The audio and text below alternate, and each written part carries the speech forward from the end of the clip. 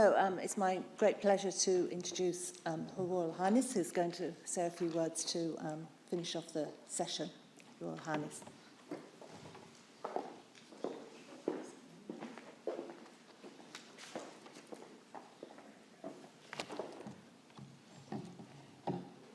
Well, thank you very much for being able to join you today in person.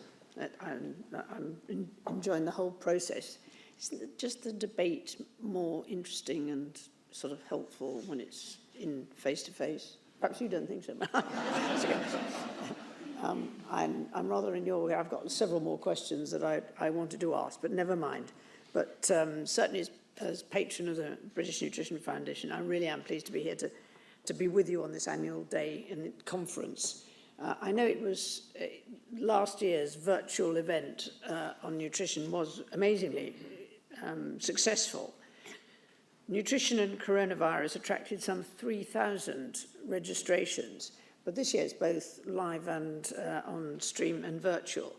So it'll be interesting to see what the response is there. And your topic today, which I have to say the speakers that I've listened to really covered, I think, brilliantly, healthier people on a healthier planet, has highlighted that with a lot of progress has been made, but just also highlighting the difficulty of measuring what it is you need to measure, right place, right time kind of information. One of my complaints, I suppose, is that if you're talking about meat and the production thereof, if you're not careful, it sounds as if it's globally it's all the same. It isn't. Here, temperate climates, other places temperate climates, you grow grass and trees really quite easily.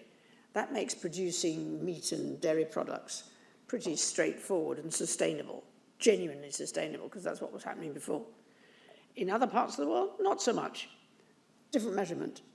And that's a huge complication to just beginning the measurement system. And again, I think this is often promoted as being something you can divide up quite easily into segmented chunks. It's never going to be that. Many years ago, I went to Mongolia. There isn't a nutritional ideal diet that kind of works for Mongolia.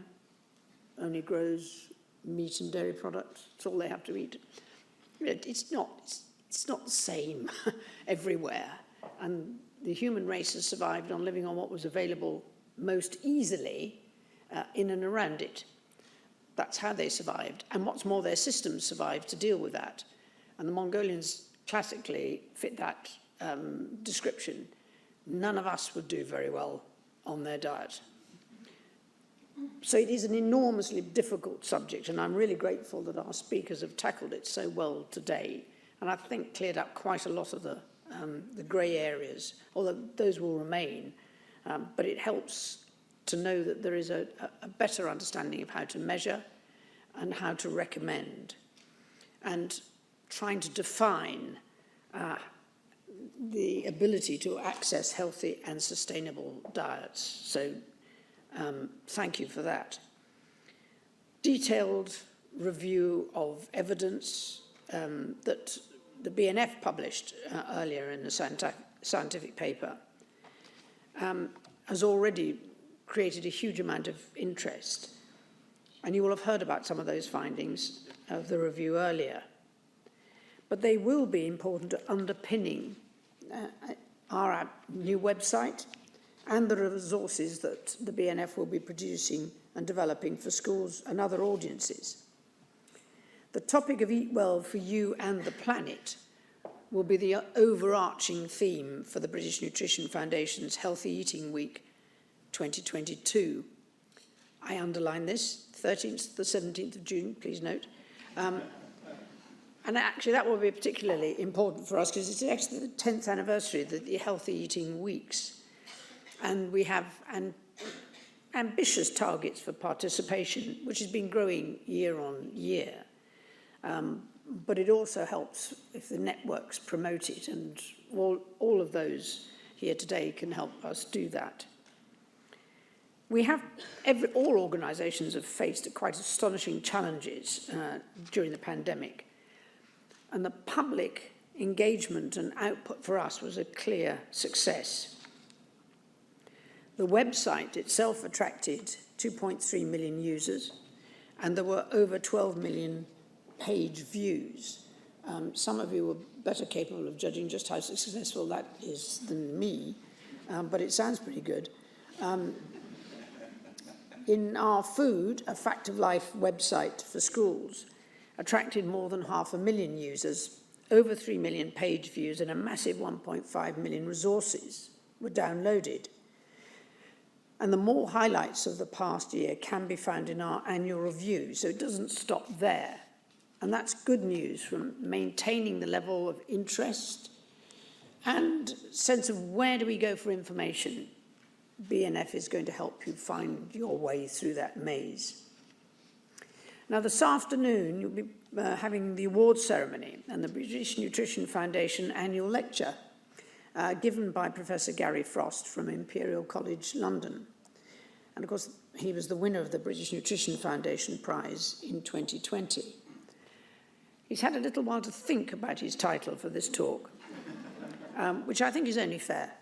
But perhaps in this case, not wholly affected by last year, but from food to molecules and back again, does rather underline the fact that we're all about cycles, and this is quite an important one. And I very much congratulate the winners of this year's British Nutrition Foundation Awards.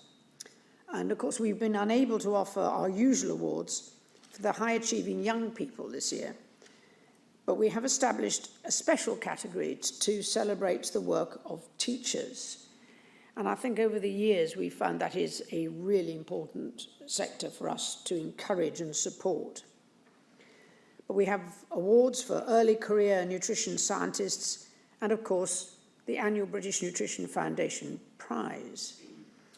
And I'm delighted to announce that this year's winner is Dr. Alison Tedston, MBE, who we already heard from, as Deputy Director for Diet, Obesity and Physical Activity at the Office for Health Improvement and Disparities. Quite a mouthful, but following on, as you still have to explain, used to be the Public Health England. But thank you so much. And we look forward to hearing you next year. But can I also add my thanks to Roy Ballum and Professor Judy Buttress. But sadly, they're both stepping down from their roles at the Foundation at the end of the year, after 26 and 23 years of service, respectively. Judy Buttress has been Director General for the past 14 years as part of that, and we all owe them a debt of gratitude for their interest, enthusiasm, and extraordinary continuity through that period of time, and hugely raising the profile of the BNF and what it's been doing and what it continues to do and aims to do in the future. A huge thank you to both of you.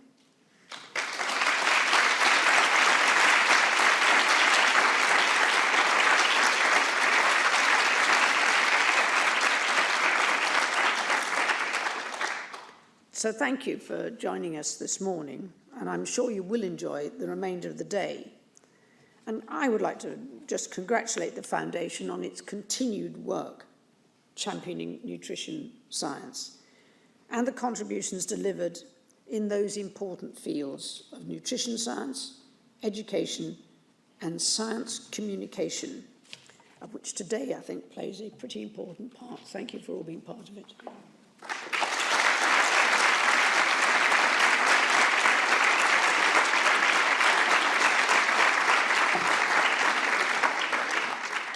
Your Royal Highness, thank you so much for your presence today and indeed for your continued support of the British Nutrition Foundation. I can assure you your presence here today and your support, and thank you for your promotional messages that you've just given to everybody as well. That's all greatly valued by all of us.